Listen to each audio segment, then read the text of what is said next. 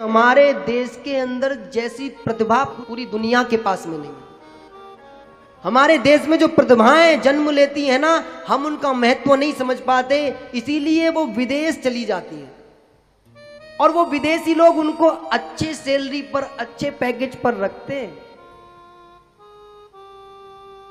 इसीलिए उन्हें वो ले लेते हैं और फिर उन्हीं से काम कराते हैं और वो उनको सबसे बढ़िया काम करके देते हैं। दुनिया के जितने भी देश हैं उनके जो सेकंड पोजीशन है, मतलब उन देशों को संभालने वाले जितने भी लोग हैं वो सबके सब हिंदू हैं। चाहे तो रिसर्च करके देख लेना, पूरी दुनिया को हिंदू ही चला रहे हैं। ध्यान रखना, ये वैदिक जीवन को जीने वाले लोग ही पूरी दुनिया को चला रहे हैं।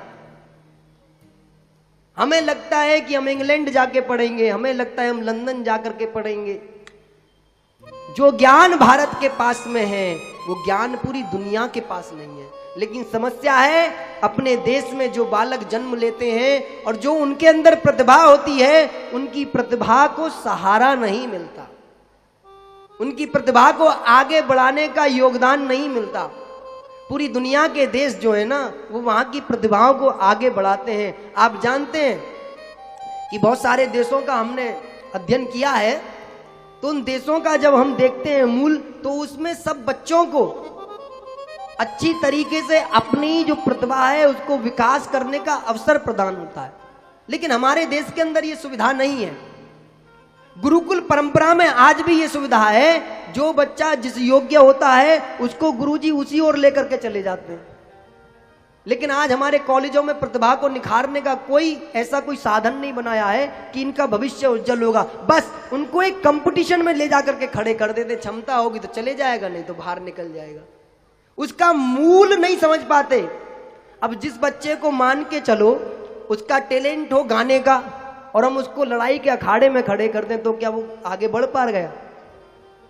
और किसी बच्चे को पहलवानी करने का शौक हो, उसका टैलेंट पहलवान बनने का हो, और हम उसको कह दें कि तू जाकर के मंच पे चढ़ के और बड़े बड़े भाषण दे, तो दे पाएगा?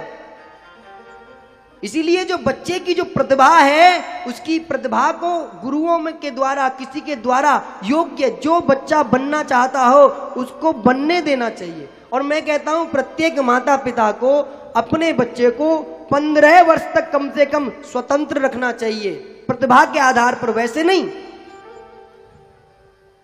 उसको एक मान के चलो वो बच्चा कुछ अच्छा करना चाहता है और आपको लगता है कि ये काम ज्यादा करता है, तो उसको प्रोत्साहित करो, उसको आगे बढ़ने दो। क्या पता वो इसी प्रतिभा के कारण से आपका नाम उज्जवल कर दे। अपने बच्चों को अपनी तरह बनाने का प्रयास ना करो, उनको उनकी तरह बनने दो।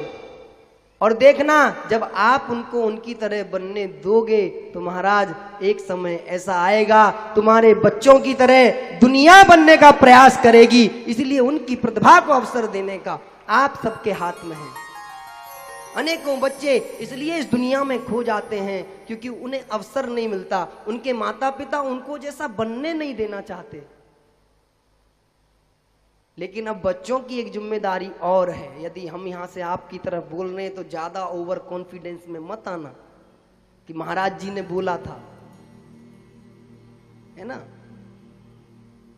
किसी भी प्रतिभाशाली व्यक्ति के जीवन में तभी विकास हो सकता है जब वो शिक्षा के साथ साथ अपनी प्रतिभा को साथ लेकर के चलेगा। क्योंकि दुनिया में शिक्षा की पूजा होती है, प्रतिभा की पूजा बाद में होती है। इसलिए शिक्षित होना बहुत जरूरी है। एजुकेशन अपनी हैवी रखना। जब आप कहीं जाओ हर क्षेत्र की नॉलेज आपको होनी चाहिए, ऐसे बनो। कोई कुछ भी पूछे फटाक देसी आंसर होना चाहिए अपने पास में, हर क्षेत्र का। अपने आप को इतना डेवलप करो, लेकिन ये तभी संभव है जब तुम भक्ति को धारण करोगे।